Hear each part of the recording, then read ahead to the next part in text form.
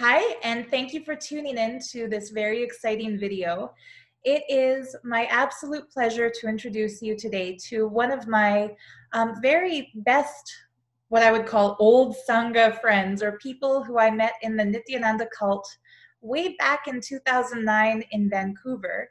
She was then known as Ma Geetapriya, and that was the name our then guru Nithyananda had given her. When I first found him, she was the yoga teacher at that center. She had already known him for a few years. She was one of the longest term, most devoted disciples of the time. And she was really one of the influential people who helped convince me to go to the Life Bliss Engineering program, the first program of his that I attended in India. So she's got a lot to share about her time with him and how she got out of his cult and what she has discovered since leaving. And without further ado, I'll let her introduce herself and share her story. So Joanna, thank you so much.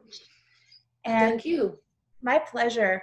Maybe you can kind of give our viewers a little introduction to yourself, how you first found Nithyananda, which year that was in, and what it was like for you all of those years. I think you said 14 years you followed him. Yeah. What was life like for you in those 14 years? Well, I met him in Vancouver. He came to Vancouver a few times, and in 2006, my friend attended program with him. And at the time, my kids were attending Waldorf school. And so one of the volunteers at the time, he basically invited Nithyananda to our school. But my kids were at the time in elementary school. So, and he came to high school. And I remember that, so that he had a talk. I was not aware of it because it was not really widely broadcasted in our school, mainly in high school. I guess maybe because of the age and of the students. And so I was not aware of it, but my friend was, because she was working at the school also, besides having her kids in the school, attending the school. So she knew about it, she went, and then I only saw her afterwards. And then she was very excited after the program. And I kind of, I guess it just wrapped off me, you know, this excitement. And then I learned that he will be coming back in 2006. And that's where I ended up going in 2006. And it was not actually only me. My husband also attended this program. Both of us, we attended the program in 2006. And for me personally, it was just, right off the bat, I was just sold on Nithyananda. I was just hooked right then and then. And I was to such extent that I was ready to change even my name, spiritual name, because he was giving these so-called spiritual names during the program. And then when he was giving those names, the condition was such that we had to change legally. And I said, well, I have no problem with that. I want the spiritual name. I want the meaning behind it. And I was convinced that that's what will help me in my spiritual journey. And that's what I did. And so we both attended the program. And then it just, my husband stayed maybe for 2 years. And then he decided to leave.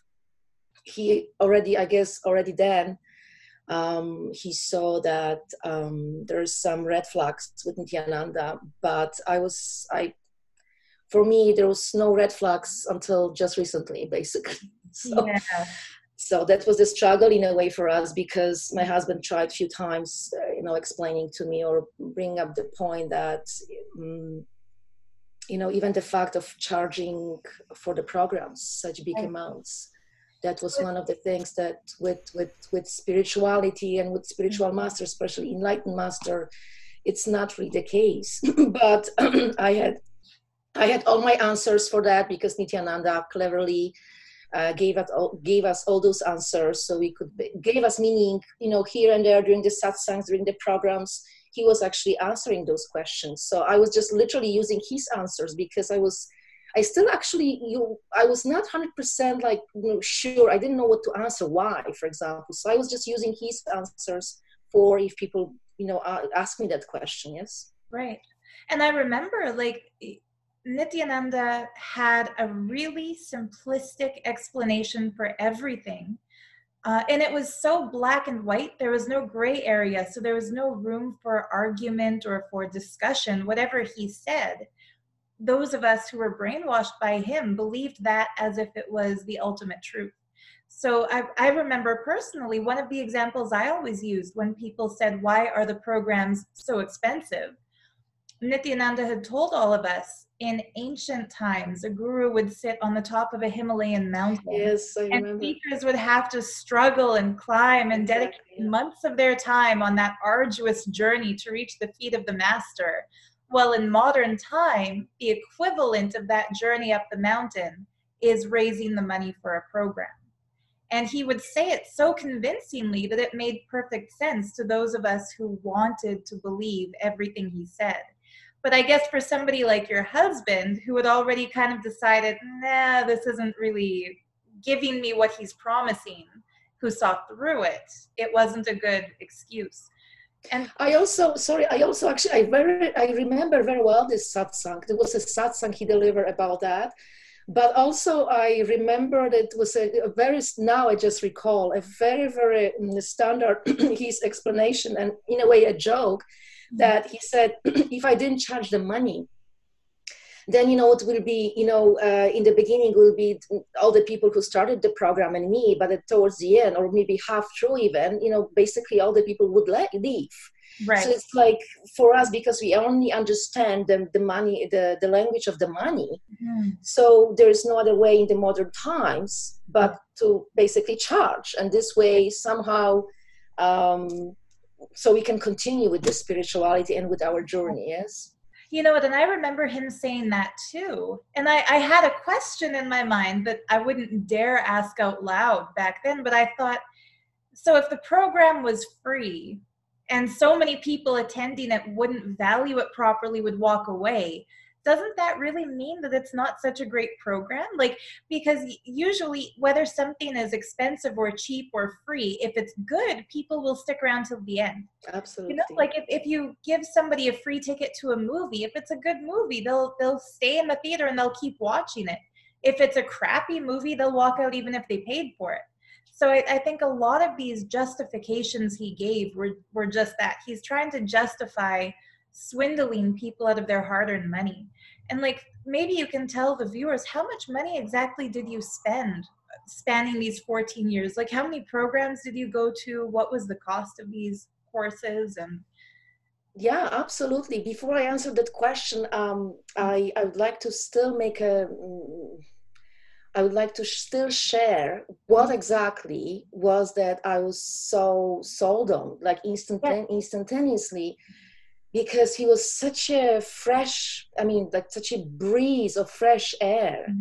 I was, meaning why I'm saying that, because the knowledge at the time that he was sharing with us, and for me it was the sense of, like, the very first day when I attended this 2 days program in Vancouver, I was like really at all. Like I felt like he knows me inside out. Somehow I had this sense, this is this guy from India comes, who never really lived in Canada. I'm from Canada, and never knew my reality, and he speaks to me as if he knew, like, as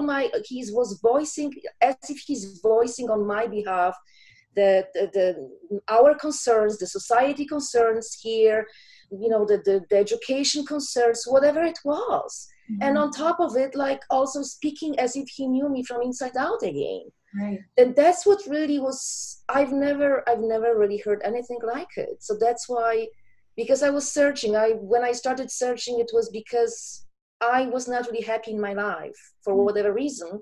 And so I started looking for answers in my life. And I reached the point where I became really tired of all the books and so-called self-development, self whatever, yes. And then this guy comes along, and it was very refreshing. So that's why I found him immediately. I was just hooked, and he's an enlightened master, and that was my decision. So going back to the money, in total, I spent $130,000 US in total. for all the programs and trips. So yeah, so that's the amount. And Wow. actually the amount was mainly from my family savings, that at some point I started literally taking without even my husband knowing about it, because that's how it was like a drug. It was like a drug, going from program to program, constantly believing and trusting that no, with this program, it will for sure I will experience breakthrough. Something will happen in my life. There will be some improvement with my, family. There will be improvement with my financial situation. And instead, I was just literally distancing myself from my family. As much as I wanted to improve the relationship with my family, actually, I happened to distancing myself from my family. He was the only person in my life at the time, and even for a long time. That's what it was on my mind, and what I was interested in. And then so I was even trying to make my husband come back, and even my kids. Maybe there was something all the time at the back of my mind that if only that happened, my whole family will be in it, then we will be just one happy family, and then walking towards our enlightenment. Right. Well, there was a lot of pressure the organization put on those of you who are married and who had families to bring your entire family in, and they made it seem as if there's an inherent flaw in you, like you have some incompletion, or you're not holding a big enough space if your spouse or if your children aren't following Nithyananda. So that, like, I can't even imagine what it would feel like to try to bring people in who don't want to be there. Did that create any kind of a strain in the marriage, or how did your kids and your husband feel about all the money you spent? And I mean, you would have spent every Christmas in India, like those expensive December programs. Did they ever tell you that they missed you, or that they wanted you more involved in their lives? So yeah. I mean, I think my husband is a saint. Yeah. Instead of, I would say, Nithyananda. I mean, going along with all my ideas and adventures. But yes, I've attended basically most of the December programs, because they were the big one meaning there was so much going into prior to that program. Like already the whole campaign started like even in August. And then attending webinars, and Nithyananda telling us how amazing this time this program will be. Always new things, always new promises. Constantly he was coming with new ideas, and that we have to attend the program and we have to experience, and only then our lives always was this one common thread. If you attend the program, your money, your wealth, your relationship, your health will be in such an order like exactly you want, you always dreamt of. Yes. So that was the common always thread. No matter what he would be coming up with, it will be just the same, always ending up with this promise that, okay, if you experience now, for example, if you experience Kailasa, whatever it is, then for sure your wealth, your health, your relationship will be perfect, in order, excellent. So that was for me.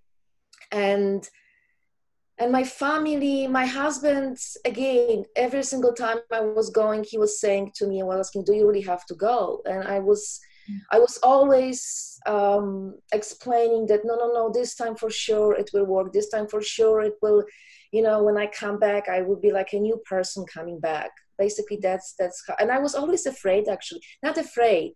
I knew inside me that how to say, like I'm pushing maybe the limits of maybe, my husband's patience, or even, in terms of financially. So I knew that there was this feeling like I was, no, I have to. It was like a drug, like literally drug. So I went, I spent the money, and then only I revealed the news. And I was waiting when I can tell them I'm leaving. Was basically literally like that. Oh, wow. So you wouldn't tell them in advance that you're booking another trip to it? You would first, you'd book it, and then last minute kind of tell them, okay, guys, I'm out. Wow. I'm out. to the extent that the last program I attended in 2017, and this is also like a story with this whole thing, how it happened that I have attended, that we can maybe share later, of course. But the last program, I was already knowing my history with attending so many programs and spending all the money. So with this one, 2017, I was waiting. Okay, I will tell my husband tomorrow. No, maybe next day, maybe next day, until it was already the day I was leaving. The day I was leaving, my husband came and I said, I'm leaving. I'm going to ashram. My husband came from work and he said, I'm going to India again. And then he took me to the airport even, and he said, is there any way you can cancel even now this whole thing? And I was like, no, I'm going. Wow. So to such extent, because in my heart, I felt that I still believed, I still trusted that I'm going for. Another thing is that all this time I was also doing it because another reason I was doing it was having my family in my mind, that I'm doing it for my family. Yeah. That I will be a better person. I will be a better being. Everything will be better. Yeah. So that's why I also was doing it. And I just was waiting for that moment that would be, yes. Yes. But it was getting worse and worse. You know, other people have told me that, you know, the line that got them to attend a program, including like there's a beautiful lady who, I won't mention her name in this video because I think she'd rather be anonymous for now, but she actually lost custody of her kids because her husband was able to convince the court, you know, during their divorce hearing, that she had joined a cult. And so she was irresponsible and an unfit mother because of that, because she had attended that same December program in 2017. And, you know, in her case, she said that the people who talked her into attending, you know, the European Sangha, the people there, convinced her that if she wants to be a good mother to her kids, she owes it to her family to go through the transformation. And it's completely, of all the things you can say to a mother, telling a mother, you know, if you do this, it's the best thing for your kids.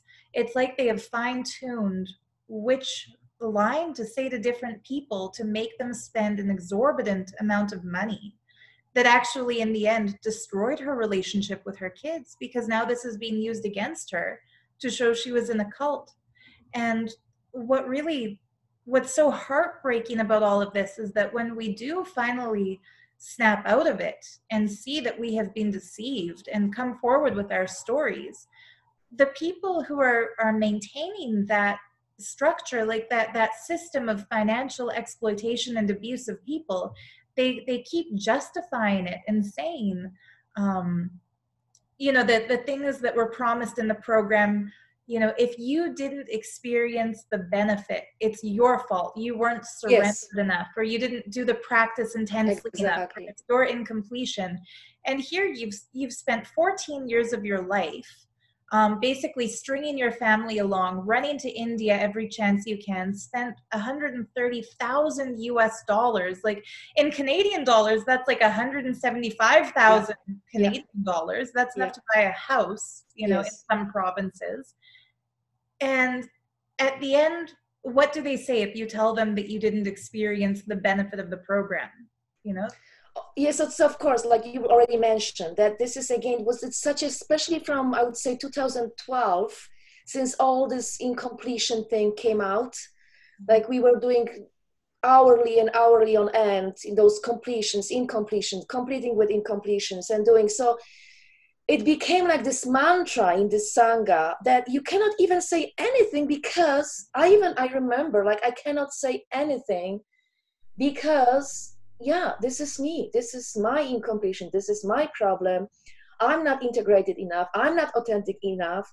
I'm not responsible enough. And whereas I'm doing everything possible, whatever he would say, I would do it. And as a matter of fact, I also became a very, very avid and ardent volunteer. Yeah. It's almost like literally being an ashramite, only living here, you know, in Canada.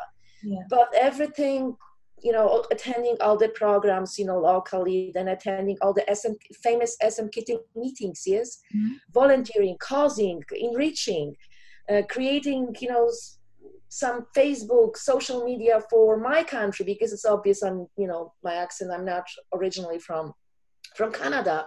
So I became heavily involved in that and creating and spending tons of hours, and even overnight, because when I was translating, and I'm from Europe, so when I was translating programs for the people from my country, then of course it was overnight, and so I was spending overnight translating, and then again back to the normal during the day.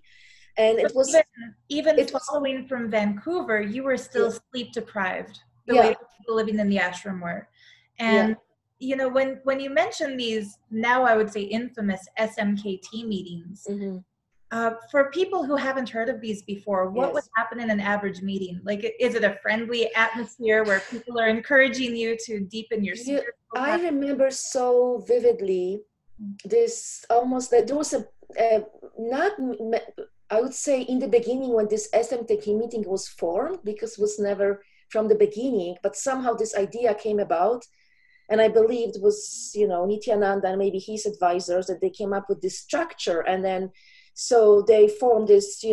Again, I know that it was brought up again already in your interviews, but again it was Mahants, Sri Mahants, Kotaris, Tanedars, Mhm. basically the structure of who is reporting to whom. Right. And so in the beginning, during those meetings, it was reporting. It was mainly reporting to, like, about activities, who has done what. Mhm. And so it was actually very unpleasant. In the beginning, it was very unpleasant because certain people in the Sangha, certain Sri Mahants, they were um, really, I would say, even like bullying, the bullying attitude, or the bullying, towards people who, let's say, didn't it was not ashramites, it was us volunteers living around the world, Like the yes, and coming international together for this meeting. And then some people would really would be blasted, by those Sri Mahants for so what the heck you doing, yes, why are you not and Yeah. also was about declaring the numbers, how many people will be caused for, always around the big programs. Suddenly this big huge action and all the efforts and focus on, okay, this many numbers we are declaring from this city, from that city, or I'm declaring that city, how many people will attend the programs, yes. Mhm. And always was the one big number set in up front. Let's say we are visualizing, and we are seeing 1,008 people sitting in front of Swamiji for particular program. So all of us, we were supposed to contribute in, with our numbers from our cities, our locations. So Mhm. that's how it was basically done. Wow. So the whole thing is about generating more followers, more money, and whatever Nityananda gave as an instruction. It's just following up to make sure that people are constantly active and working for his mission. Absolutely. It was basically any activities, really, any activities were around him. It was Swamji, and also enriching and causing for those programs. And also how Swamji is compassionate, how Mhm. Swamji just came to the planet Earth as an avatar to liberate us. Mhm. So by doing all this is basically showing gratitude to Swamiji. Not only that, but also offering all those sacred rituals, pujas. Yeah. There are a number of them in a Hindu tradition. And so it was all about Swamiji, how compassionate he is, how humble he is, how you name it. It was just Yeah. Swamiji, and us running around him, and those programs, and running those temples, those centers. People who are involved. We don't have really the center here anymore in Vancouver. We used to have, but Mhm. I know that there are like temples and bigger centers, and there's so much involved. There's so much involvement from other people. I know that those people, they still enjoy it, probably, who are still in the sangha, and probably like listening to it, they will say, what the heck I'm talking about. But really, it's like living in the temple, and then you go to work, and then you go to temple and spend the rest of the day in the temple. Yes, it's all again around Nithyananda, Swamiji, Swamiji, Swamiji, and Swamiji, Swamiji, Swamiji. Yes. And I never, to be honest, I never, if I'm thinking, maybe a few times they were involved, but really their contribution, like to the society as such, like even the local one in Bidadi, like nothing, absolutely nothing. And also us, like living here, yes, they see it as their temple being a contribution to people and bringing the science, but it's all again so nicely wrapped up in the concept that it's really around Swamiji again, yes? Nithyananda, Paramahamsa Nithyananda. Right. And bringing more money and more money and more money and more money and more money. Yeah. And they are collecting money for every program. They're collecting money for every puja, every spiritual event that goes on. Whenever there's a local program, it's the local center that has to gather donations to pay for it. And any more money that's raised as donations has to be sent to the organization. Oh, the organization really doesn't give back anything to society because everything is paid for by devotees. Plus the program fees are paid by devotees. So technically, if there ever is a contribution being made to a community, it's the devotees contributing it. It's not Nithyananda himself contributing. And there's a huge controversy now. I think the US courts estimated $1.4 billion USD is the amount that the Nithyananda organization has collected in tax-free charitable money over the years. And nobody knows where that has been spent. Like he claims that it goes towards building a temple. Well, there is no temple. Or towards building a school, and there is no school. He claims that that money is being spent to, enrich the lives of the poor, like you said, around the Bidadi area, which, talk to any resident in Bidadi, they've never given a thing to those people. It's just a false front. It's like a Potemkin village that they've constructed here to make it look like they're really actively, happily contributing, but it's just a photo op. There's nothing being contributed. So, people theorize the money is being spent to bribe the judiciary system in India to keep, postponing his criminal trials, or to bribe police, or, now he's ran away and he's hiding in South America, which we've heard from numerous people who have witnessed him there. And who knows how much money it cost for the private jets and to travel without a valid passport and to get a forged passport. Like, he is squandering people's hard-earned money that they've spent on these programs after being promised enlightenment or being promised, a perfect family situation. They get nothing in return for the thousands of dollars they spend. And all they're really doing is funding his criminal activity, which is so sad. And how did you finally wake up and realize it's a scam? Yeah, that is very interesting. Is that so? Me being so devoted and me being so engaged with all those activities, basically, it was everything I have done. It was because he told us, again, I'm repeating myself, but he really was constantly promising and promising and promising. And also one mantra, especially from, I would say, 2013, was, when you cause someone reality, your reality will be caused. Mm-hmm. That was, I would say, it is, still has been a very famous, I would say, context of why even people are doing what they're doing, or why even I was doing what I was doing, yes? Mm. On numerous occasions, satsangs, you name it, it's been this concept, this idea has been always brought up, that when you cause your reality will be caused. So I was doing everything in my mighty to really experience that, to do that, but this causing reality was nothing but causing people for inner awakenings. Yeah. It was not causing some other reality, helping them in, I don't know, whatever, finding the job or something, or helping with the profession. No, this so-called causing reality was cause someone for the program. Right. So me, again, I was doing it relentlessly and in a very devoted way. Mm-hmm. And after 2017, I got very much involved in sessions for myself benefit, I would say. I mean, I call it for my own benefits, like attending all those manifesting powers. Yeah. I had even my own, like we even had like a little group and we were sitting and daily and manifesting Yeah. whatever the powers they were there. So I was keep doing it. And because I was just, okay, you know what, I have to get it. I mean, one day I will have to get it. And he was saying, you know, by manifesting the powers, your cognition becomes powerful. Yes. So now this was the mantra too. Yeah. And then so I was keep doing every single day for hours on end and manifesting. And besides that, outside of that, I would be just, you know, still like wondering, you know, about my life and, you know, what needs to be done. Yes. And but I was still manifesting.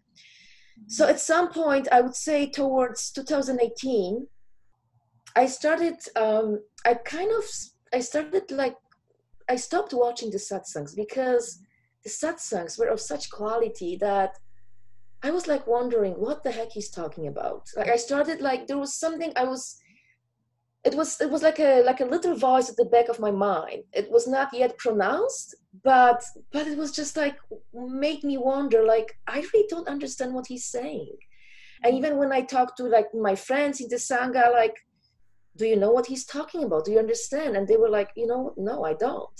And so, you know, that was like, I started losing interest. Like naturally, I was like, just like skipping the satsangs, not watching the satsang. And here, I want to also say that one of his thing all over all those years, it's like always he was saying, and even now says, watch my satsangs regularly. Watch every day my satsangs. So I was also religiously watching his satsangs. And so I stopped watching the satsang and I was like manifesting, manifesting, manifesting. And then maybe in 2019, I got on another sessions with Ma Advaita. She's the Gurukul principal. Mm-hmm. And again, I kind of got a new spark, like, oh my God, you know, it was something in me, like something exciting. And then I said, okay, maybe this will be the way of me coming back to connection with Swamiji. It's like, I think this will bring me back to connection with Swamiji. And I was manifesting with this group, with Madhvaita. And so I was manifesting, manifesting, manifesting. And at the same time, I was reading those messages because Nithyananda was somewhere there, of course, outside the country. And here and there would be his message that he's in Samadhi, or he's downloading this, or he's downloading that from Paramashiva or from Kailasa. And so I was reading this. And at some point, I'm reading, suddenly they are listing names of people who will be becoming Samajis. Yeah. So basically by paying certain amount of money, and I believe was like, I don't know, I'm not certain at this point, but I think it was minimum 200,000 US dollars.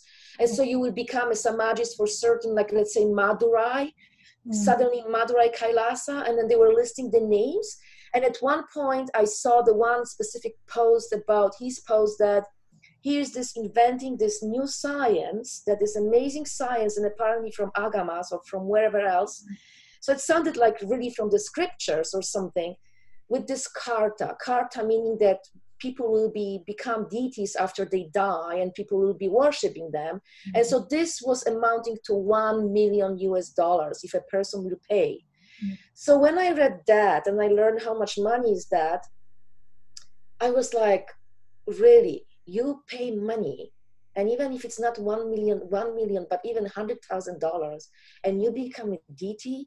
So I was already like, it was working me, like, what is this? Yeah. Like I started to feeling, and also I was receiving messages like here and there from people, from the ashramites or from those brahmacharinis, which means those monks or sannyasis, you know, about paying for puja, donating money for this. And suddenly this voice appearing in my mind, wait a minute, it's all about money. It's just nothing but all about money, yes? Yeah. It's just pay more money.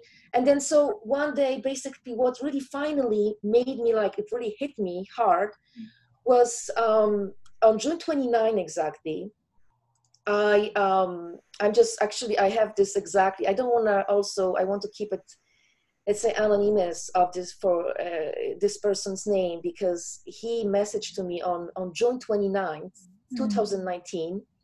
And he's asking me exactly like this: Nithyananda Ma, have you ever been called from the ashram and asked to surrender all to Paramashiva? I mean, I'm expecting some big amount from my customer for the business that he's doing, yes? And I have some calls from the ashram that I should surrender all that money. Then a miracle will happen. Can I ask you for advice in this matter? So when I saw that, it was on a message to me. In the message to me, I suddenly, for the very first time, it shook me so much, and I said, "No, this is too much.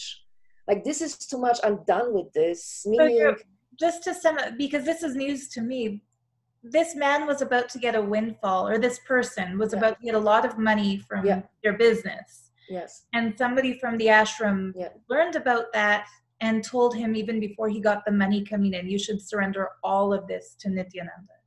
It was in a way like they first asked him, but I think they sensed that, of course he was honest with them and said, "Oh, I have this money coming." So once they've heard, of course, that it's like those hyenas, then suddenly, so when I read this message, I said, at the time still, when I was in this conversation with him, I didn't know what to think. And I answered him, "Are you sure? I mean, it's up to you. If you really feel like it, I cannot really make a decision for you." But I said, what about, why you need to give all the money? Why? Can't you do just puja? You will be talking to Swamiji. You can pay $1,000 for the puja, and you can talk to him, and maybe you can ask him what is the best for you, yes? So the ashramites, and he said to me, he responded, "No, they said that, no, I don't need puja anymore. I don't need puja anymore. All I need to do now become a Samaji." Right. So I was, for the very first time, I did not ignore that sign. Right. Because I became like really shaking and shivering, like it was enough for me. Like by making, the more money you pay, the bigger the miracle will be. Yeah. It just became like, this is ridiculous. This is becoming ridiculous. So then what happened was, then I just started really searching on internet, about, like, really what's going on, why he left India, why he flew India, what this, yes, about this scandal. And then I came across amazing, not really something that somebody will be flattered with, informations, is that the number one is that all this time, because I've known Nithyananda since 2006, and I've been myself through the scandal. So all this time because we never really went outside of his satsang or what he was telling us. None of us ever questioned. None of us. He kept us so, so focused on him and everything, and whatever he was providing us in regard to the scandal information, that was like, "Oh yeah, okay, everything is taken care of. Oh, this person, the accuser, it's, he's a con man himself. Element. And he's a Lenin.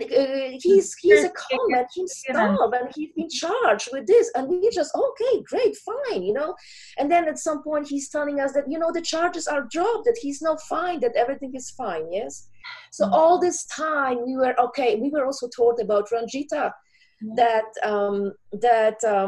she was seeking healing from Nithyananda from sexually transmitted diseases. That's what we were told by Nithyananda, yes? And so, he himself claiming that he never had sex with anybody, and of course with this person Arti either. So, knowing now that she has this sexually transmitted disease, how on earth he could have sex with her, yes? Right. And so suddenly I'm learning totally different story, yes? Yeah. It is actually that in 2018, there was this non-bailable warrant issue on him. And it's exactly around this time when suddenly came to stop. The programs were canceled. He suddenly is out of India.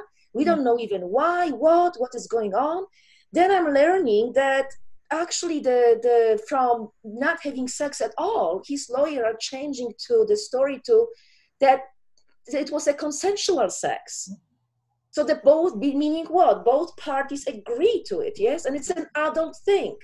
Yeah. Adult thing with an enlightened being, adult thing, to have a consensual sex. Now then another thing was with his erection story. We were told that, he was subjected to such a painful, poisonous procedures in order to be tested. And apparently the tests are negative, which means he's not able of, as an adult man, having an erection, that his body is of a 6-year-old boy, yes?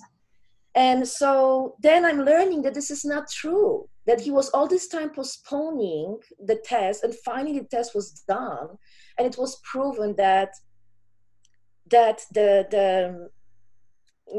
he's able to, he's able of having an erection.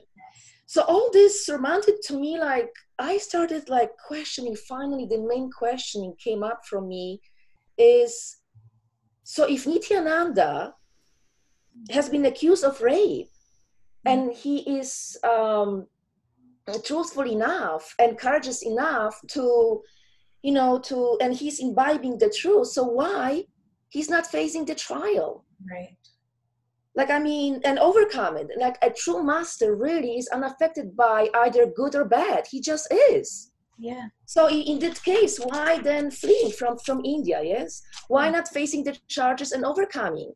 Mm-hmm. It just, there is no amount of convincing otherwise, yes? It's like, you don't have to convince if you know that you are innocent. And just, so instead of just why not go back to India, face the charges, first the accusers, and if you're acquitted of the charges, it's only because you are able to prove you are innocent, yes? But instead, he's fleeing the country to somewhere, where, to country where without extradition treaty with India.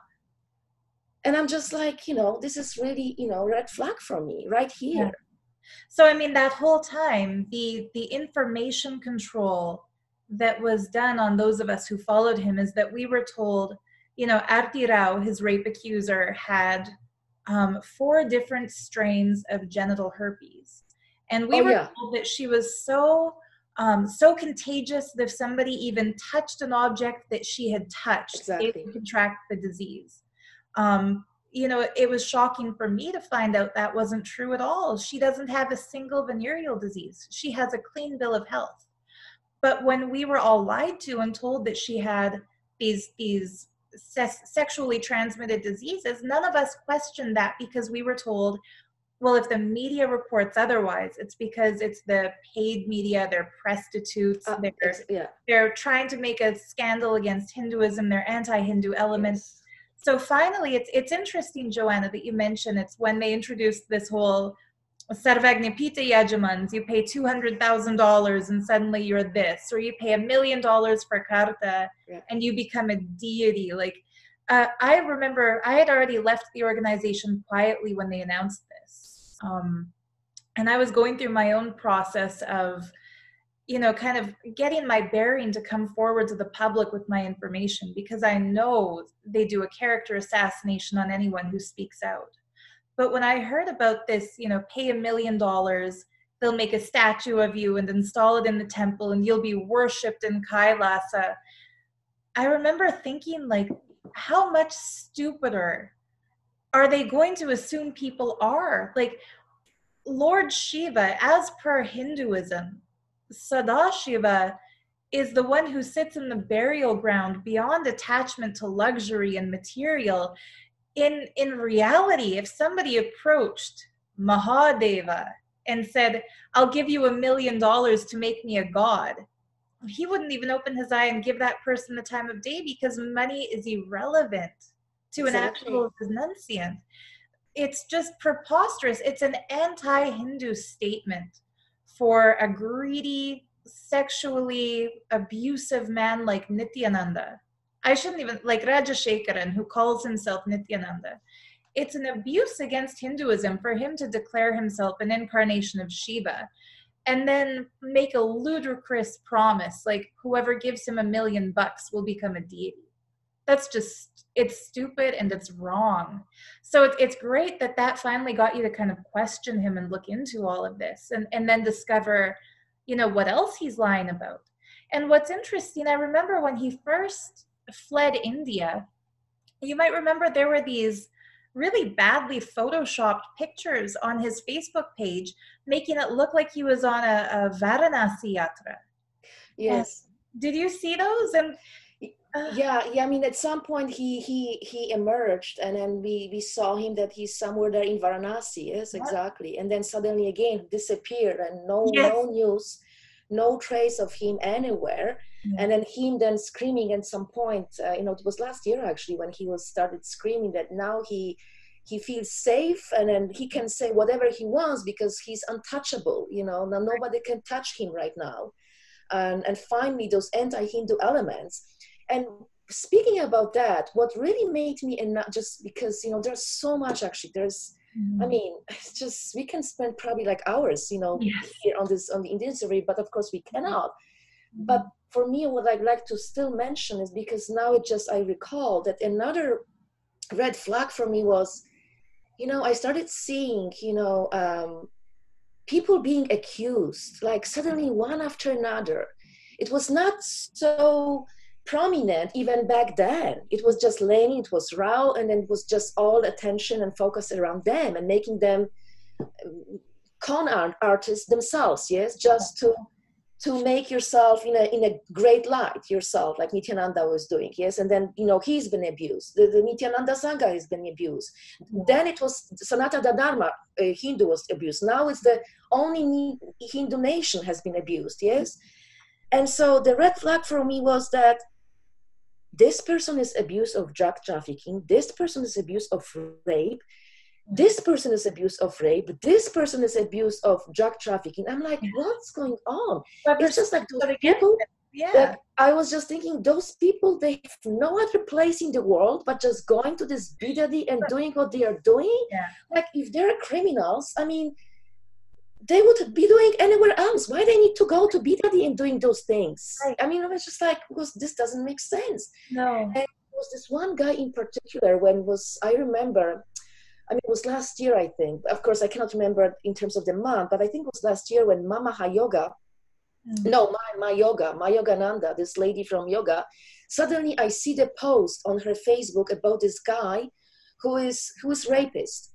And then Hernandez. Yes, and so, and I'm like, who is this guy? And of course, my curiosity, and of course, not only mine, but I'm sure we are all always curious, like, who is this guy? And finally, oh my God, this is the guy. And I remember him so vividly from Mahasati Shivahan program 2017 December, when we were sitting in the hall. Nithyananda happened to be in the hall as well. I mean, one of his few appearances, by the way, during this program. Maybe like you can count on your one hand how many times he appeared within 21 days. So he suddenly made this spontaneous announcement about this guy, and he pointed out, and it was exactly this sannyasi, this brahmachari. He praised him, like, unlike Nithyananda, because he's unlike praising Nithyananda people, of course. He's like, oh, this is the best example for my sannyasis, and I want everybody to take example, because apparently he was helping some people without even being asked. I can tell you the exact story because I was there in the hall when this happened. Yeah. So all of the males were put onto a team called Rudras. And all the females in Kavi, like in Brahmacharyam, were put onto a team called the Rudra Kanyas. And the Rudras were meant to take care of the male participants in the program. The Rudra Kanyas took care of the female participants in the program. Now, before that day, it was the Gurukul kids who were taking care of participants and sitting with them during the manifestation sessions. Suddenly, we were all told the kids aren't available. They're doing completion. They're going to stay in Nivas, which is their locked off, gated cage within the dorms. And so we were told the Rudras and the Rudra Kanyas have to be in the hall instead of the kids. Now, at the time, we didn't know why. In retrospect, that's because they were being locked up while their injuries healed, because they'd all been forced to beat each other, you know. because the kids were blamed for the fact that, if you remembered that Mahasarashivoham program, we were all told participants will manifest all of these superpowers of the third eye. It was expected that the kids had to make people manifest these powers, and for people who don't know what that would look like, who had never been to a program, that means participants had to sit on the stone floor for hours and hours and hours with a list of powers like body scanning, I remember that, moving objects through their third eye, blindfold reading, remote vision, vision, fragrances, you name it. Making a small object grow, making a small object shrink. So that means my fingers getting bigger fingers, hide, hold, everything. You can pick up like a pen drive and be told, okay, make it grow 3 millimeters bigger, and the person is staring at it wondering, why won't it grow? And then the kids were supposed to bring those people into Shaktipada, or like a fancy description for entanglement, and transfer powers. So when the powers weren't happening and participants were complaining, like, we paid $15,000 and we can't experience this, the principal of the Gurukul, and the kids themselves told me about this later, stormed into their dorms first thing in the morning on December 31st, 2017, and forced kids to beat each other until they either bled or cried. And then they locked them in those caged off parts of the dorm while their injuries healed. So none of us knew that that was going on. We were just told the kids are doing completion. And so I remember this was the day Rudras and Rudrakanyas were brought into the hall to take care of participants. And Jordan Lozada, who was at that time called Datananda, one of the Rudras, he noticed that the sessions were going really long, and he's a naturally caring guy. He's a people person. So he just filled up a tray with cups of coffee and cups of tea and cups of water, and he started circulating around the hall, distributing those drinks to people. And Nithyananda called him to the stage and praised him and said, this is the spirit of service a sannyasi should have. People should serve others. You've done the perfect job. You're setting a great example. I wish all my sannyasis would do what you're doing. And like you said, Joanna, Nithi doesn't regularly praise people, so that was significant. Well, Jordan said to Nithi, I'm just imitating what Kartananda did. That was the name of Jediel Hernandez. He said, if you want to praise somebody, I saw him start serving. And I thought it was a good idea. So Nithi called Jediel to the stage also, Shri Nitya Kartananda Maharaj. And he said, dear, you've done such a beautiful thing. You've set the example for sannyas. You're a true sannyasi. And he gave each of these guys a mug that he had been drinking from, which is, the highest honor they can be given. So yeah, he really praised him and said he's setting the example of a good sannyasi. And at that time, I had been the head of a team called the social media team in the Adinam, which meant it was my team's responsibility to make sure everybody there in the Adinam, meaning the long-term volunteers, sannyasis, brahmacharis, teachers in the Gurukul, welcome center people, temple people, every single person in every department had to make 3 YouTube videos a day, which is freaking ridiculous. Like they will lose their subscribers because that's too much. But that was Nithi's idea of what they should be doing for social media. And so Jediel was one of the people on my team before Mahasarashivoham.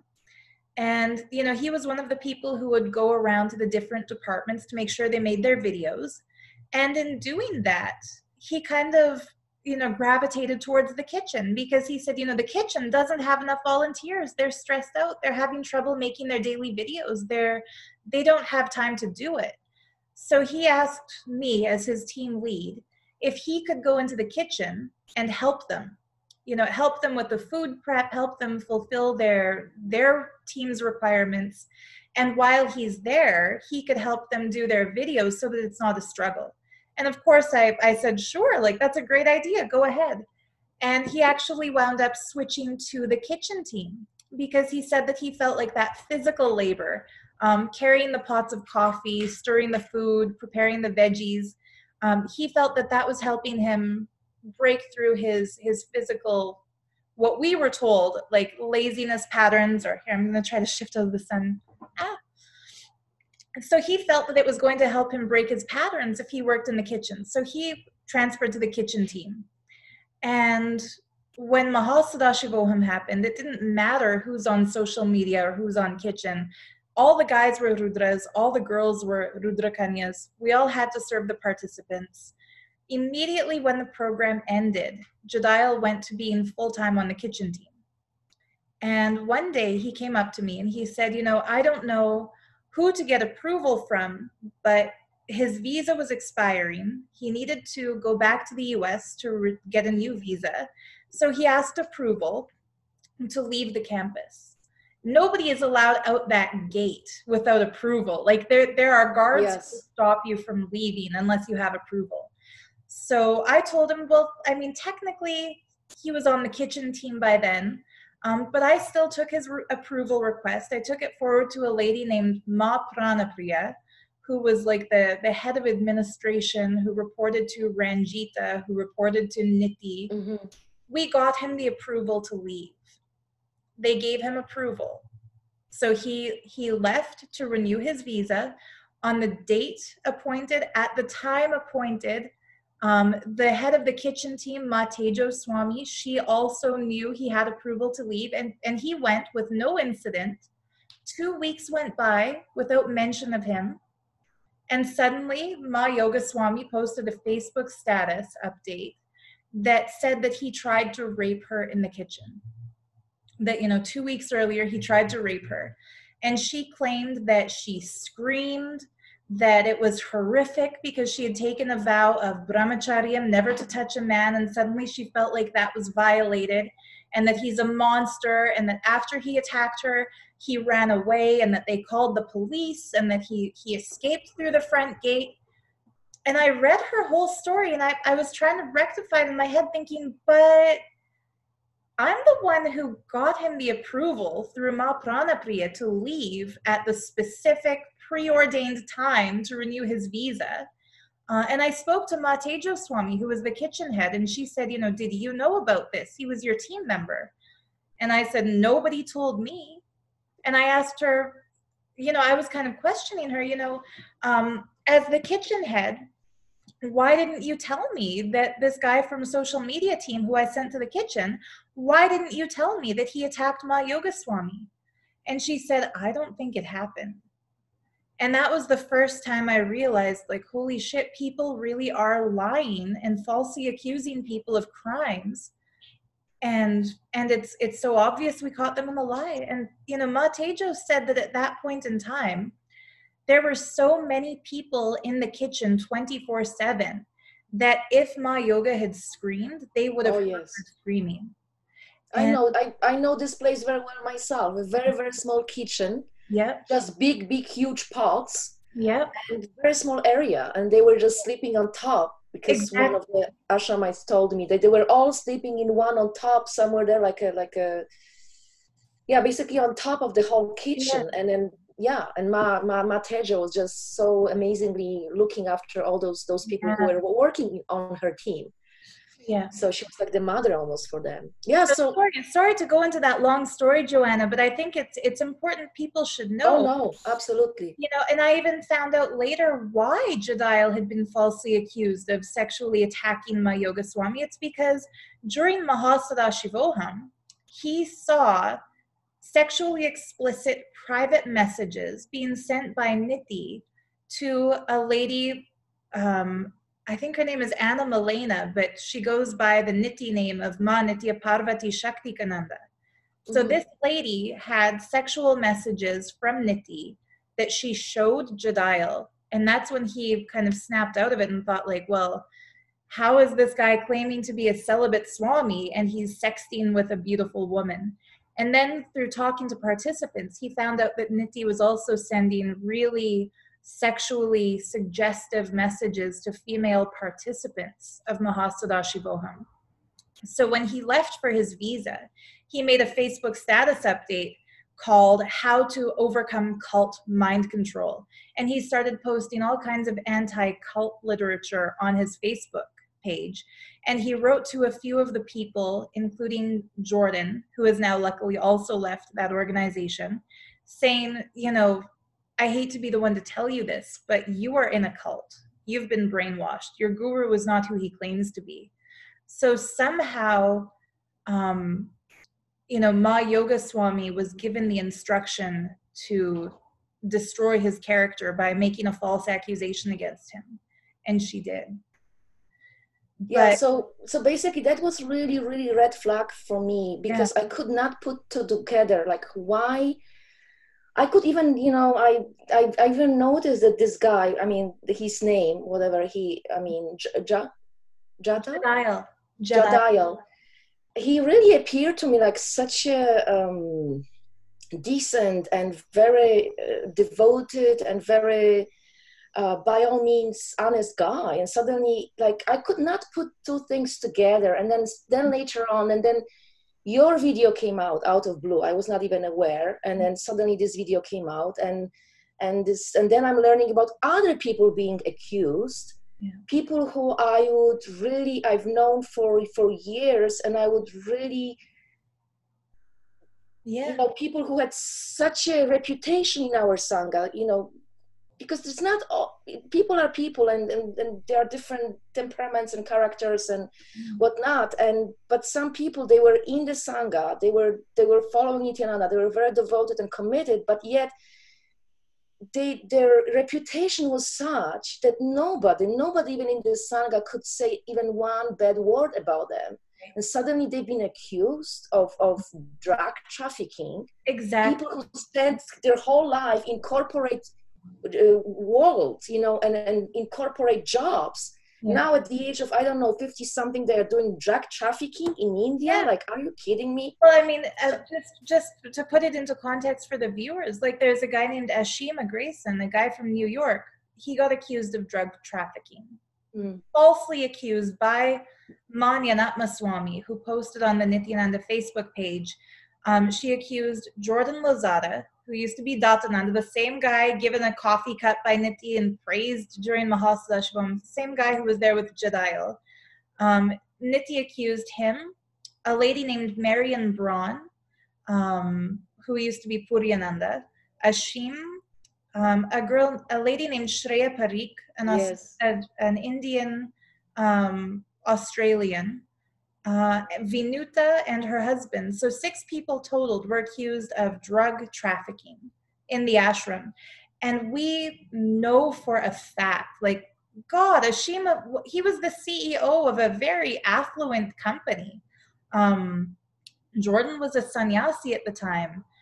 Like, Puryananda, none of these people have a criminal bone in their bodies. Like, they are innocent people who were fully dedicated and committed to that organization, who left. And that this is the character assassination that's done against people who leave, to silence them. And, you know, each of these people has witnessed some level of criminality by the Nithyananda cult. And so it's like a preemptive move. The cult will try to silence whistleblowers by putting a false accusation on them. But in fact, that false accusation, it's having the reverse effect, because now we can see, okay, anybody they accuse of a crime, that person has a truth to share about the organization. That's exactly it. And I was just starting wondering, like, about all those anti-Hindu elements on such a massive scale. I was wondering where all those anti-Hindu elements really are.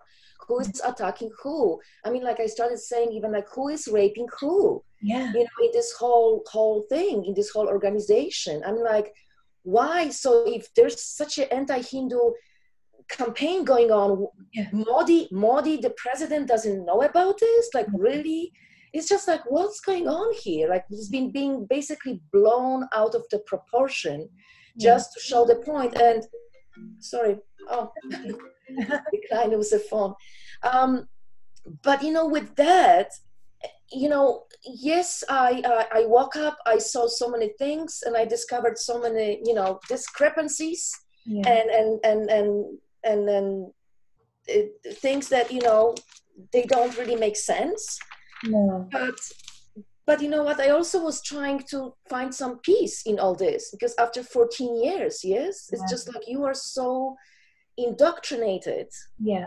and then you spend so much of your time, so much of your energy, so much of your, you know, wealth, you Yeah. know, and then you sacrifice literally, you know, your family, you know, for, you know, to go for the, I don't know what it's called, enlightenment even, yes, because so many times he promised us the enlightenment.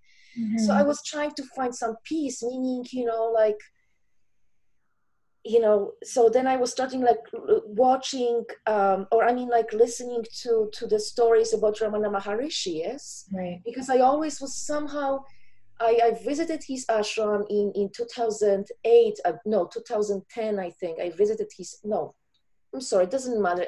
One of those years, 2008 or 2010, I visited his ashram. And then Ramana Maharishi. And so I went back, when I woke up, I went back and started like really learning more, because I've realized I don't know nothing about Ramana Maharishi except the fact that I was very, very attracted by the story of his death at the age of 16. And that was, I always remember, but I kind of put it on back burner, because here's this Nithyananda, here's this avatar, here's this enlightened being that it will basically fix my life and make me enlightened, and everybody will be happy, yes? So so, you know, when I was searching, you know, about him, I came across this wonderful story of this Perumal Swami that was back then in, he was in the ashram, I mean, he was living there in the ashram, but then he started to, you know, be problematic, or, you know, really causing a lot of provocation, serious provocation to the ashram and Ramana Maharishi himself.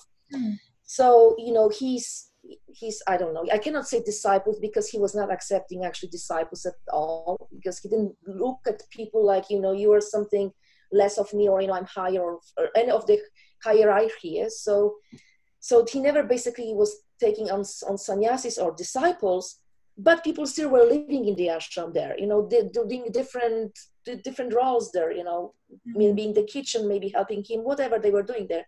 So this Perumal Swamiji started causing serious provocations. And so the people who were leaving, they were telling Ramana Maharishi, I mean, we have to do something about this. Yes, we have to, I don't know, we have to defend ourselves, or, you know, this guy, he also was telling stories about Ramana Maharishi, that he has been involved sexually with people, and even writing book about this, about all those, you know, negative actions that apparently Ramana Maharishi was involved in. And Ramana Maharishi, to that, he responded that his attitude and his response to all this was, and he was always actually throughout his whole life, was patience, forgiveness, and tolerance. He never, ever, ever, as a matter of fact, he even suggested to this Perumal Swamiji, who was accusing Ramana Maharishi, and apparently for 20 years it was going on. He even suggested, well, if you don't remember even what exactly happened, what I have done, how about if you can come to the ashram, I can help you, you know, with all the stories to such extent. Or, you know, how about, and at some point he also wrote on the last page of this whatever book he wrote, this Perumal Swamiji on Ramana Maharishi, he stated that, you know, he doesn't even have money to publish this book. And Ramana Maharishi even then came to rescue, you know, how about if you come to ashram, we give you the money, the donation, you know, you can publish this book. How about if you even will be selling at our gate of the ashram this book, yes? So people can see, yes? So basically my point is that truth always prevails. The enlightened being never, ever is afraid of any accusation, nothing. And besides, it doesn't even respond and react, because the enlightened being knows it's useless, it's pointless to even react to anything like that. Well, I'll never forget when we went to the first inner awakening in Varanasi. Nithyananda told us all the story. I think it was Ramatirtha Swami, some not ancient, maybe like a couple hundred years ago. One Naga sadhu who used to walk naked in the streets of Varanasi, who was an enlightened master. He was arrested. So maybe not hundreds of years, maybe 100 years ago. It was during the British rule. There was a law, of course, against indecent exposure. People had to be fully dressed if they were out in public. So this Swami got arrested and put into a jail cell. And throughout the whole ordeal, he was laughing. And the police couldn't figure out, why is this sadhu laughing? You know, he's arrested. He must be a crazy person. Doesn't realize that we've nabbed him and we've thrown him in jail. Well, that sannyasi just somehow miraculously left his prison cell and started running across the rooftop of the prison, still nude, still in his Nagababa state. And anytime they arrested him and locked him away, he just escaped his cell. And Niti told us, you know, whether this story is real or fake, whether it's magical thinking or historically accurate, either way, Niti told us he's not afraid of prison, he's not afraid of arrest, because if anybody tries to grab him, he'll do what this sage from Varanasi did. He'll just leave the jail cell and keep conducting his mission. Well, if that's really his state, or when he used to praise Ramana Maharishi, if he was really, as he claims to be, an inheritor as Arunachala Shiva, the way Ramana Maharishi had been, he would be responding exactly the same way against people speaking out against him. Yeah, that you explained from this anecdote from Ramana Maharishi's life. It's like Niti continuously tries to make himself known as being not only the equal but greater than these historical masters. And yet when he's questioned, he resorts to the lowest argumentative state, which is character assassination against the people who are speaking out against him. He didn't even have the guts to face that rape trial. As you pointed out, he absconded. And his lawyers are flat out lying to the court. I saw one court document that said Nithyananda's defense told the judge that he cannot appear in court because he's doing austerity. Well, if austerity... It was August, yes, it was just this August this year. This August. Yeah. And at the time when he was allegedly doing austerity, he had taken a private jet to South America, bribed officials, was living in a very high-end luxury resort, like a 5-star plus hotel.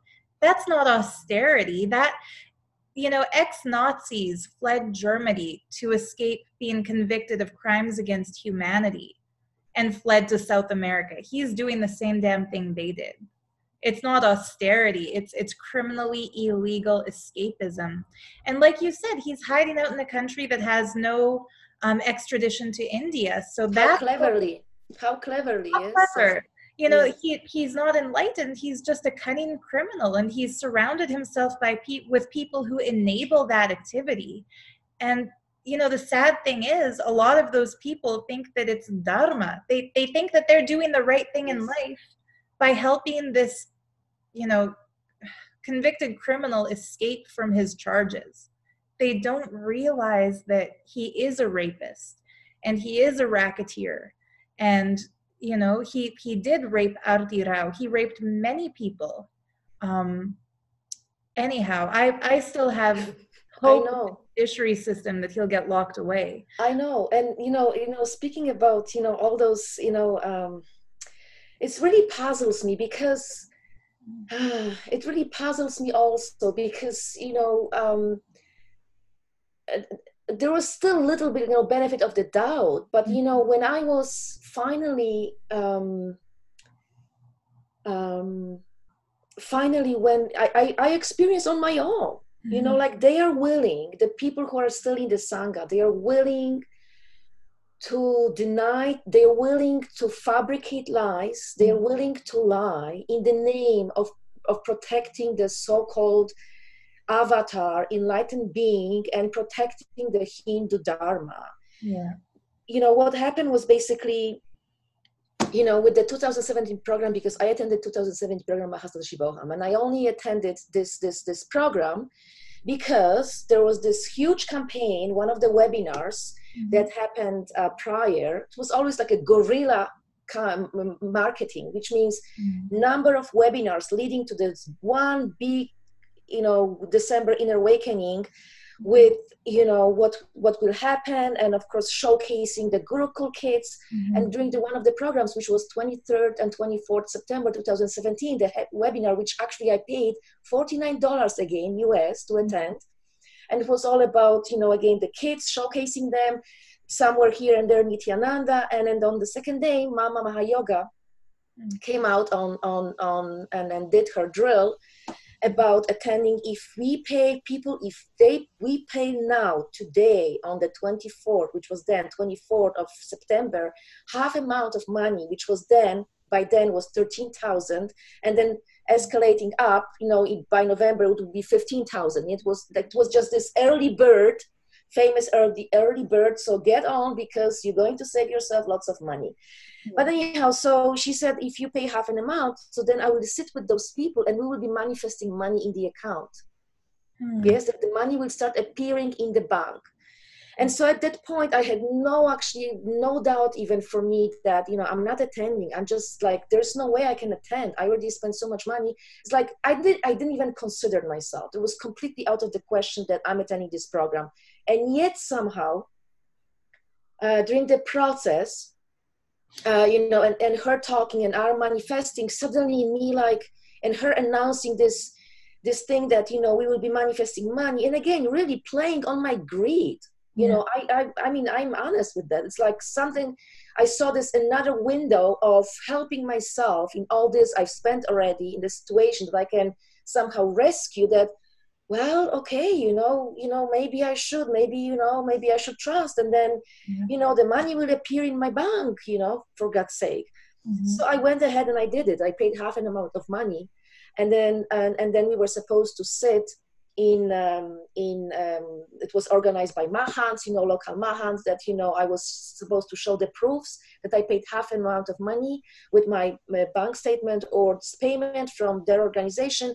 And based on that, we would be organized according to the country, so locally, and then she will be sitting Mahayoga with us, and we will be doing this process of manifesting. So it happened. Yes, it happened. So I paid the half, then I was eligible to sit in this sitting and then, you know, and manifest the money. So actually I would like to show the screen right now. Yes. Because of this whole conversation with Mama Hayoga after me paying, and, you know, this whole exchange about this whole manifesting money in the bank. So how about if I share with you right now? Yes. All of you guys. Yeah. So giving some just one moment. Yeah, so I think while you look for that, I'll just share, like, so many people. There's a lady named, I think Aisha Lankard was her name. She also fell victim to this scam that Ma Mahayoga perpetuated in the name of enlightenment. So many people were told if they pay now, Niti will give them 4 times or 10 times the amount of money they put down will rematerialize in their bank account. And so another lady recently commented on one of my videos about this, saying that she paid for herself and for 3 of her kids to attend that program, something astronomical, like $50,000 US. She mortgaged her house and lost her home in the process of doing this, because she was falsely promised that 4 times that amount will reappear, that it will be manifested by Mahayoga. And, you know, if people have trouble fathoming that this false promise was made, Joanna, I'm so glad you're going to share the screen and show it, because so I'm ready when we ready is. So I think it should work, and let's try. So here I am. I don't know. I think it's visible now. I think it's visible. Okay. Yes. Yeah. So here's this Mahayoga. Oops. So here's this Mahayoga account, yes, and I can close the window just to show, and then and here's so here's Mahayoga's account, and I'm opening the chat box dialogue with her here, and so so here it is in 2000. Where is it? Okay, here 24th September 2017, 10 a.m. This is exactly, was my time, 10 a.m. So it was exactly this webinar timing when she was announcing this deal, apparent deal for this program, yes? that if I pay, so I'm saying, Nithyananda, I want to pay today $6,000 on my credit card, and I'm really scared to do it because of my past. I feel like exhausted everything that I can create it back, meaning exhausted, like I exhausted all the wealth that I have or my family has, and how I can really create it back. And so she's responding, Mama Yoga, don't worry, Ma, make it. I tell you, it will get quadrupled. And then she's sending me like 4 stars. And then I'm saying that, you know what, I'm just discovering that I need to go home. I don't have the card on me and this whole la, la, la. And then she said, no worries, just, you know, here's the link, make the payment. She says, no problem, do it and send your confirmation. And then once I get home, is that okay? And she said, please. And then she's responding, please, people from your area will be called at the earliest to sit with me. And I said, okay.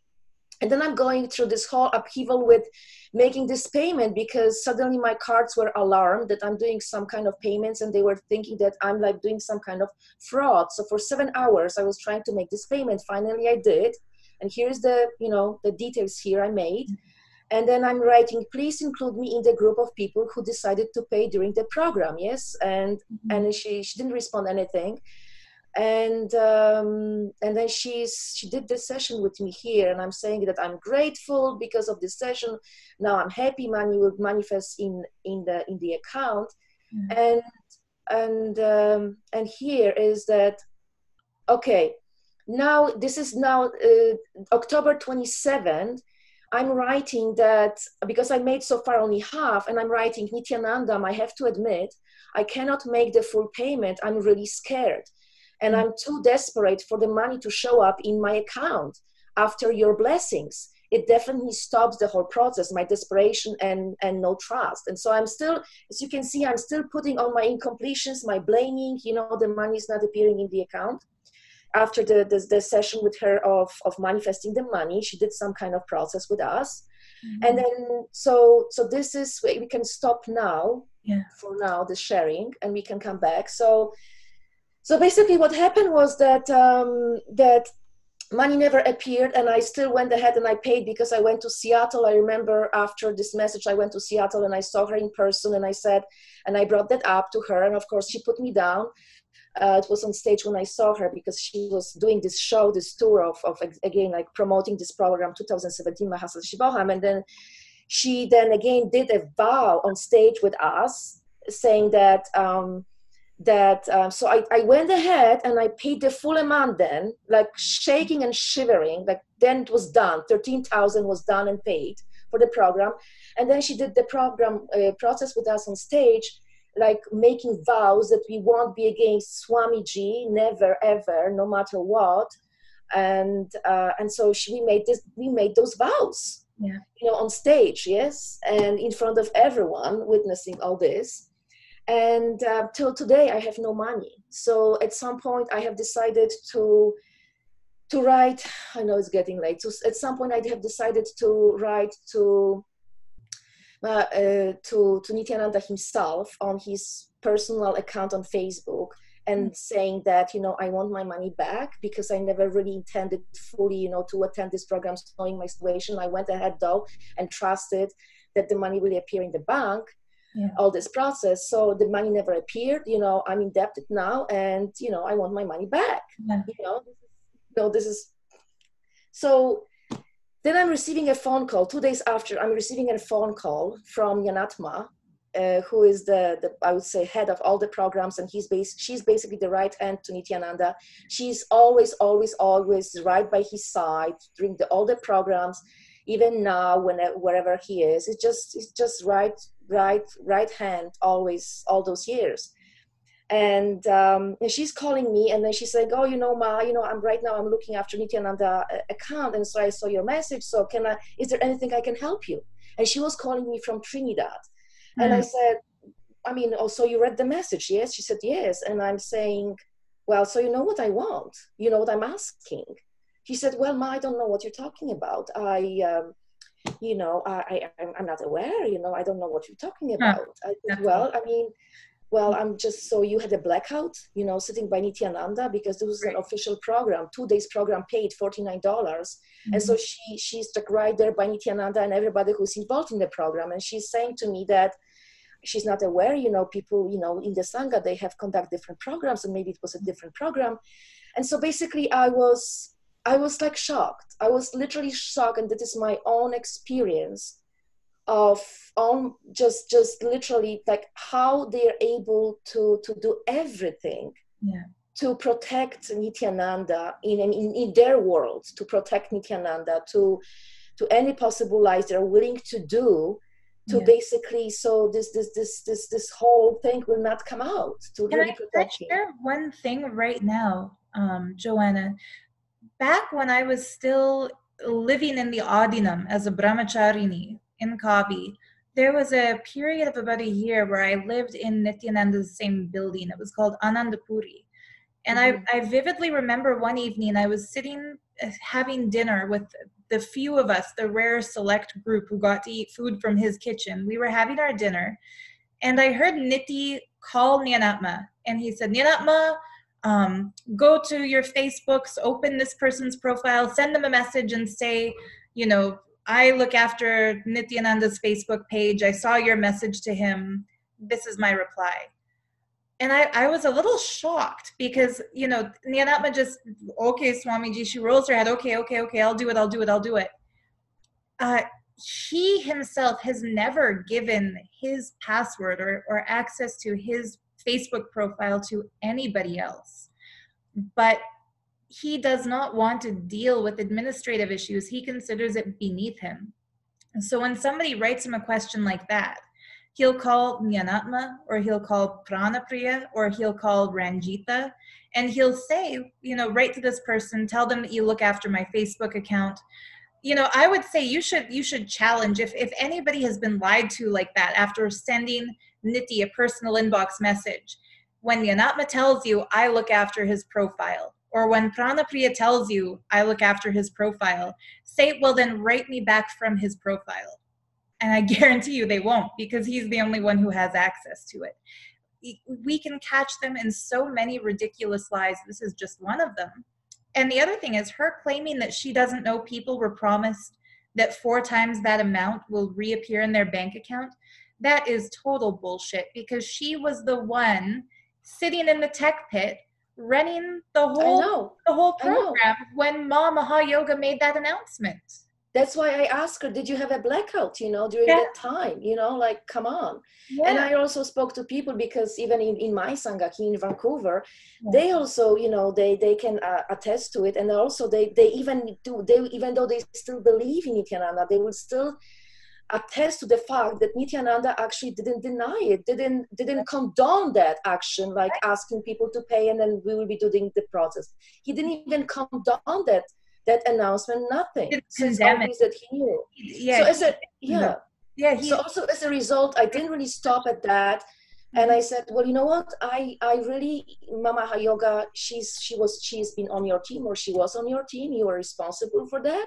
And I want my money back. So she called me again, and she said that I will receive the money, that they will refund me the money. And Atma called me that they will refund me the money. And another lie, saying that I need to have, in order for me to refund the money, for them to refund the money, I need to have an account in India. Bullshit. And then I have to have an account in India. And I said, this is no way I can have an account in India. And you know, Nyanatma, about this.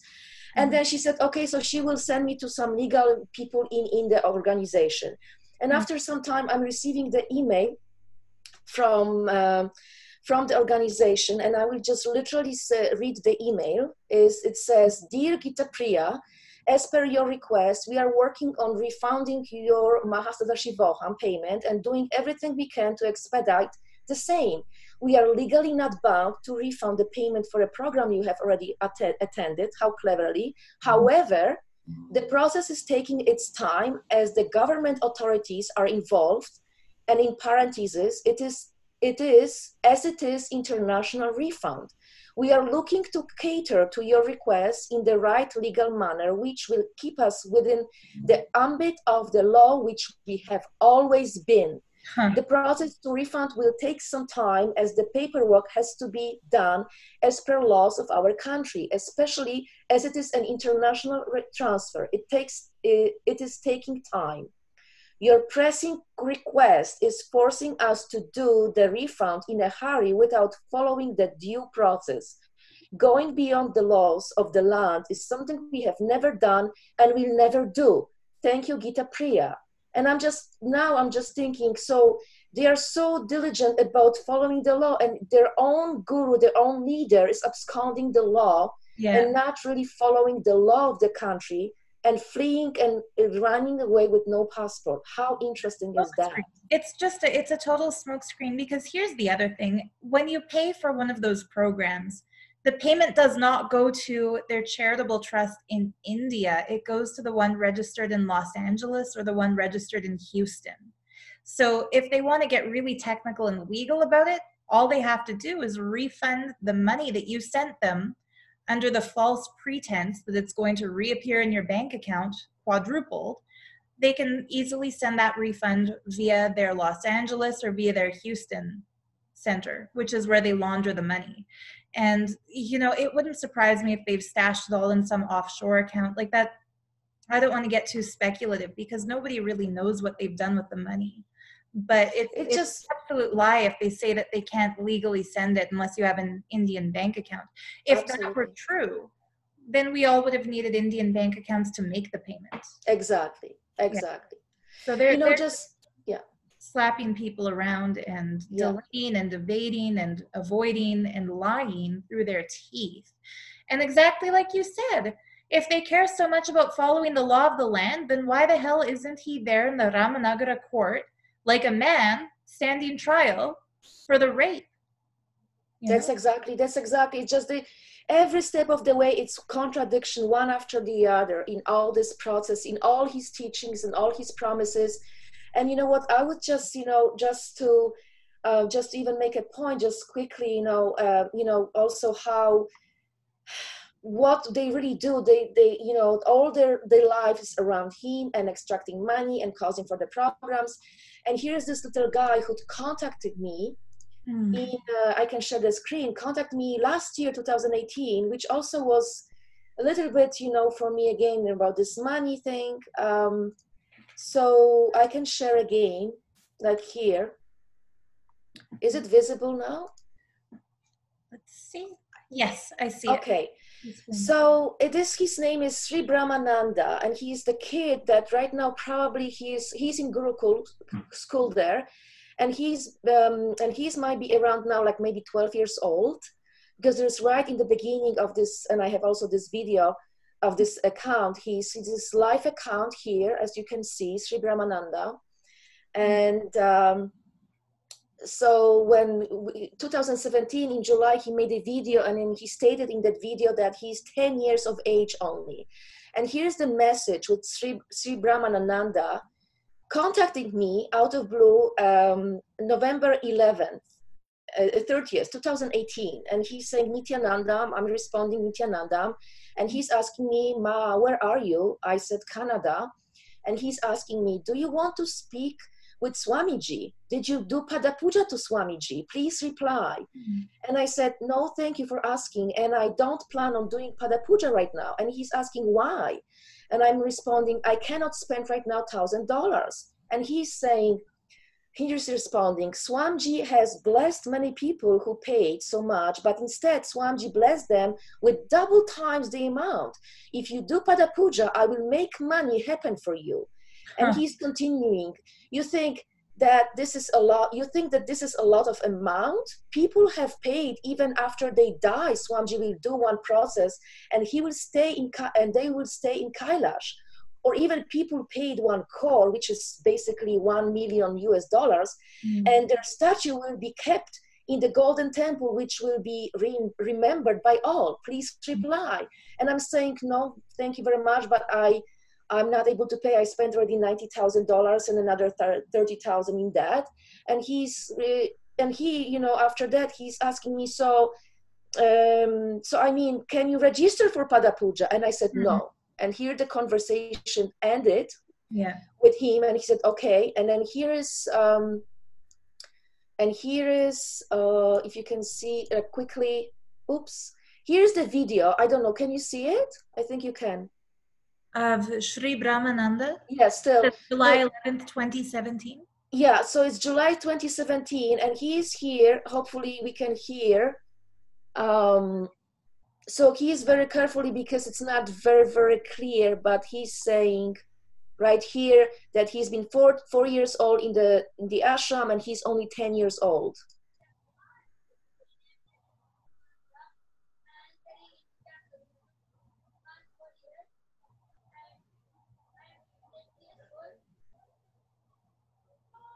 Yeah, so going back to his account now, like what really makes me wonder is just the one of the latest posts from September, 17. Here's again this Sri Brahmananda. Yeah.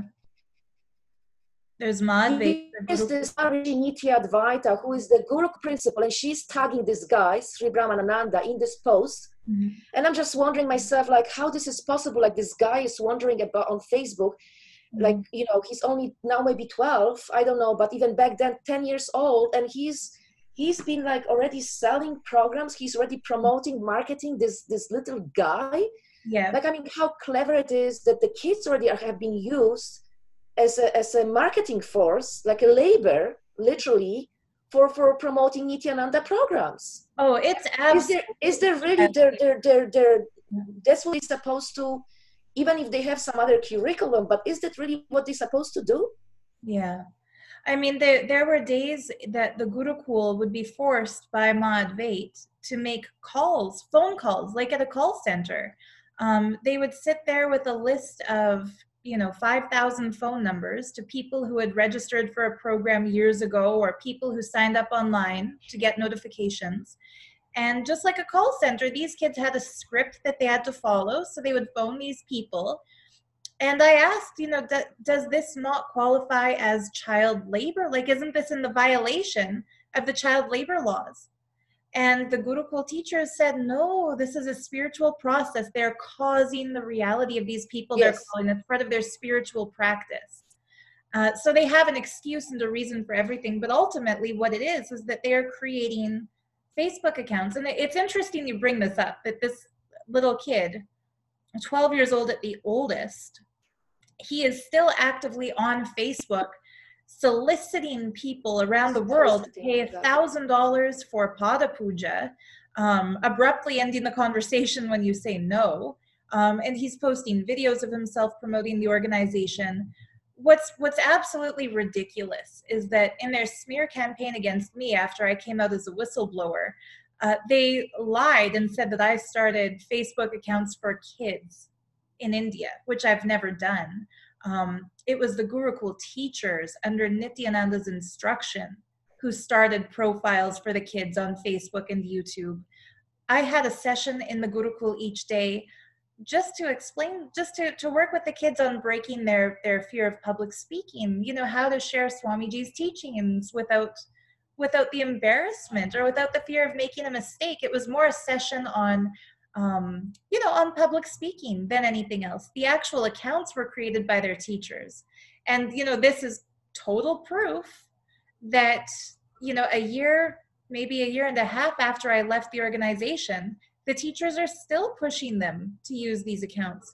So if it really is illegal for a kid under that age to make a Facebook profile and to use it actively, knowing that, to the point that they'll try to assassinate somebody's character with this information, why are they still forcing the kids to do this? It's absolutely stupid. They are running a criminal enterprise in the most obviously stupid way possible. And that poor kid, I noticed his dad had commented under that video that you shared of his, saying, my dear son, and how proud of you, and praising Nithyananda. That same man, his name used to be Janardhan. I'll never forget when we were planning on how to respond to the anti-Hindu elements before I was also being accused of being an anti-Hindu element. I remember that man, Vidyeshwara, telling me, it's a Vatican conspiracy. The Vatican is paying Lenin and they're paying Arti to speak out against Nithyananda.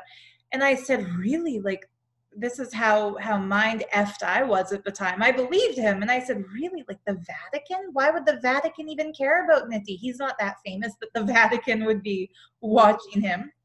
And he said, well, no, Ma, but just say it's the Vatican, say it's the Vatican, because then it becomes an anti-Hindu issue. So he had no problem inventing a false narrative and bullshitting it. And even kind of like wink, wink, nudge, nudge, like, we'll say it's the Vatican doing this. So there's a deliberate criminal plot conspired by all of Nityananda's disciples who are in on it to just make shit up that serves their agenda, to try to silence dissenters. And here they're using their own kids, their own students, like free labor.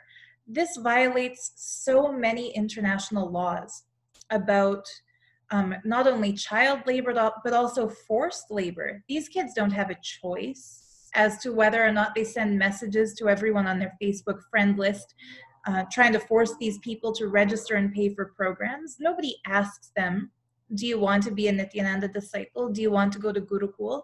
Their parents, whether it's well-intentioned or not, their parents are forcing them into this lifestyle that is totally abusive. And I really feel badly for these kids, because they're just following orders. They're just doing what they're told they have to do. But it's a very stressful environment for a kid, and in some of the videos, maybe we'll have to do a whole other video explaining this, because we're going I've got another appointment right after this, but yes, we can show some of the videos where the kids look literally terrified. They're on camera saying, life in the Nityananda Gurukul is the best life. And they look like they're scared that if they don't do it, or if they say the wrong thing, they'll get yelled at. A girl named Ryan from California, who escaped the Gurukul, said recently, she commented on something I'd posted about this and said that there were times where the kids weren't allowed to sleep even up till 2 a.m. if they hadn't made their posts on social media. And she told me, like, I didn't know this was going on at the time because I wasn't in the Gurukul. The adults and the rest of the campus had no idea how much stress these poor kids were under. Now we know why they were always falling asleep during the yoga and during the puja. It's because they were totally sleep deprived and stressed out and used and abused. So, thank you, Joanna, for showing that, because it's proof that this is still going on even today.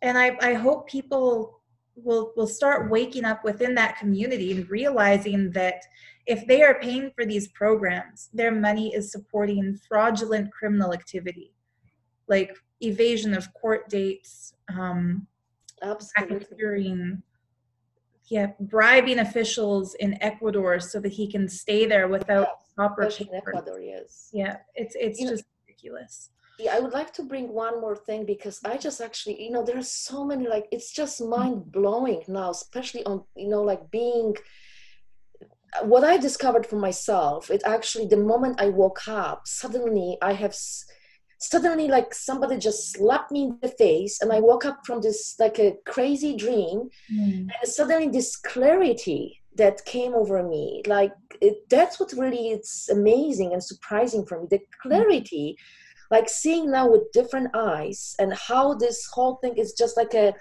cleverly crafted, calm kind of idea of Nityananda, his whole existence up to that point. I just came across just recently, and because I was just literally searching, Googling about this Divya Sharira thing, that he's apparently now, they are marketing that only Divya Sharira, if people, only Divya Sharira, never mind the physical presence or breathing space that was before, And so I'm just Googling about Divya Sharira, and suddenly I'm finding this from 2017, one of his satsangs, where he's saying, and it's still on YouTube and still the transcript exists, 2017, I heard one guru, and that's what he's saying, because this is the transcript from his satsang. I heard one guru has told, Guru's physical presence is not required, and sometimes it will be hindrance. Let me make it very clear. because that's what he quoted, yes, Nithyananda. And so Nithyananda now is saying, let me make it very clear. It may be for him, I'm very clear. Sadashiva is very clear. The physical presence of Guru, Veda Gama Saiva Sampradayas are very, very, very clear. And now he's quoting apparently according to these Veda Agamas. The physical presence of the Guru is not only necessary, mandatory for enlightenment. Of course, if somebody is not enlightened and they are sitting on the Guru Pita, then their physical presence is not required. See, if their physical presence cannot radiate, vibrate Shaktipada, then their presence is not required. Why physical presence, even presence is not required? Understand an important basic truth. In Veda Agama, Salva Sampradayas, physical presence of the Guru is not only required, it is mandatory for highest enlightenment to manifest through you. I mean, like, now the programs has been advertised as the only option as in the presence of Divya Sharira, which means what? That ability to appear in someone's, I don't know, house, wherever, in the kitchen, in the bedroom, in living room, wherever you want, without any equipment, yes? Yeah. So of an enlightened being. For those who don't know, Divya Sharira is the Sanskrit word for energetic body, not physical body. And yes, you're right, this is an absolute contradiction to what he used to claim in the past. He said, the only way Guru can transmit enlightened consciousness, powers, energy, blessings is through the physical form. Like you said, the Shaiva Sampradaya is very clear. Only through the physical form can this blessing be given. And now he's saying the exact opposite, that he will not be able to give physical blessings. He Why? Exactly.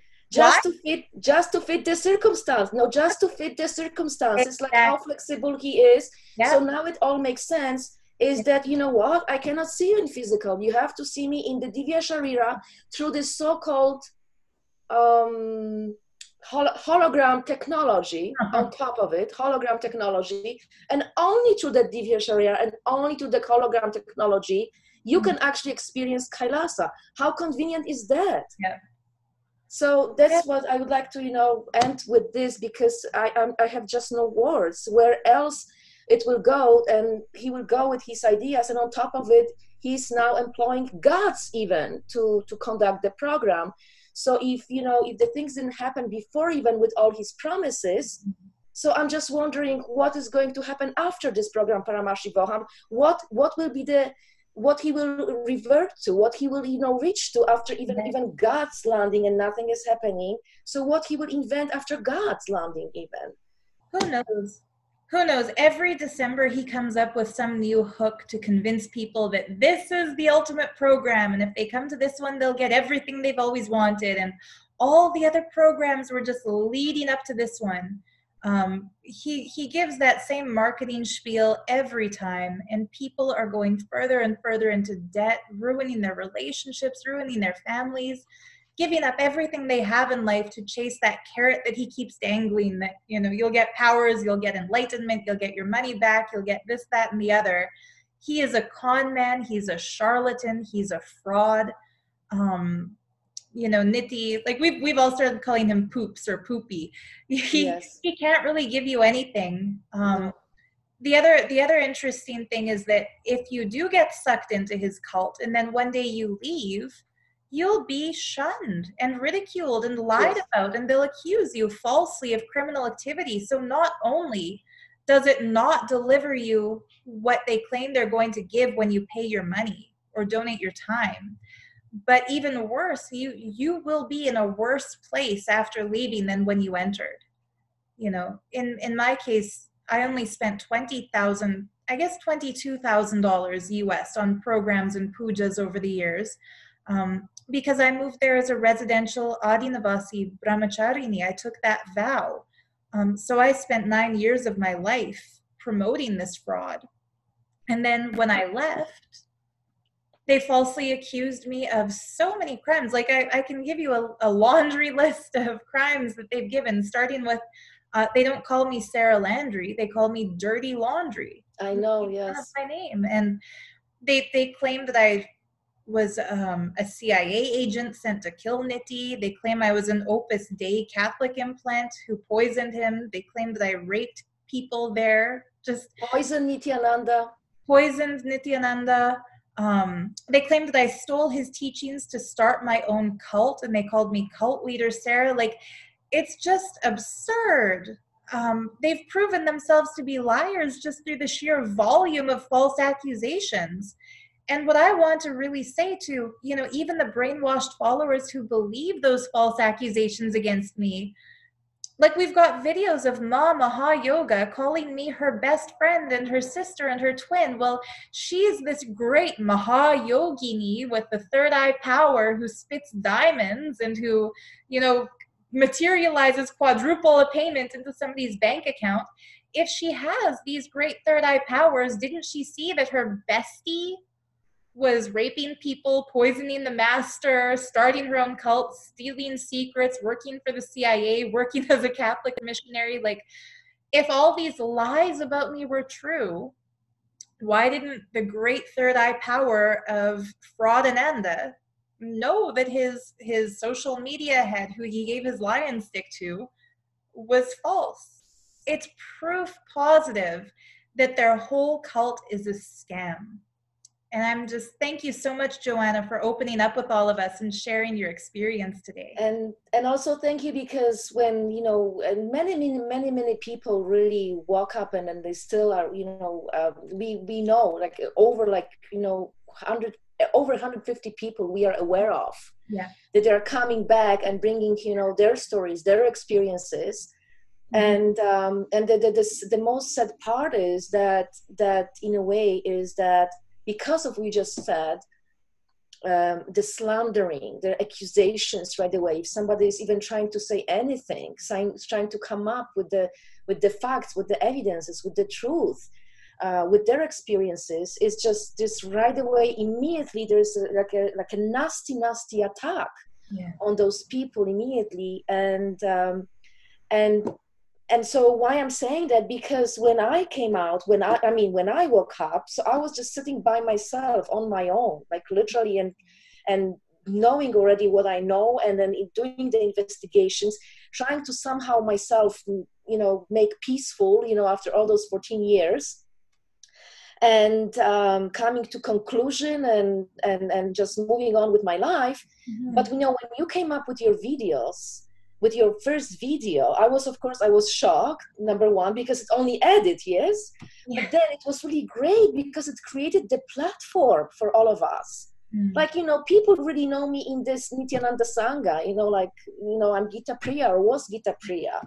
And then even if I was starting to make videos and blabbering something, like, who is going to really watch that? Yes, it's like, I've never even done one video in my life on YouTube. I have only YouTube only for, watching other YouTubes, other videos, so yeah. I mean, like, I have so far now 2 subscribers only, and even before I have more after this. You might have so, I mean, like, a great job, by the way. I mean, so this is really great idea that you came out, that you are speaking out, and other people can join, hopefully, and share, because that's what it's, and that's what that's what the world needs to hear, Yes. So.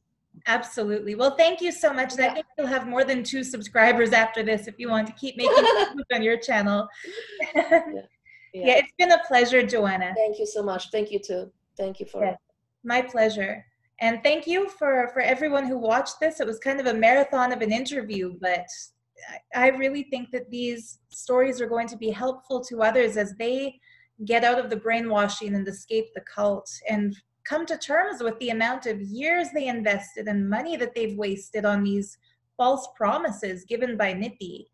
And if you've had an experience that you'd like to share, you're welcome to, describe it in the comments below, because I've already had people tell us in the Facebook group called Nithyananda Cult Survivors that, when they hear other people's stories and read other people's comments, that does give them the strength and the encouragement to break free from that mental bondage, the fear of guru droha and the desire to practice whatever Nitti tells them to do. So yeah, so welcome to everyone's comments, and we'll see you in the next video. Thanks again, Joanna. Thank you.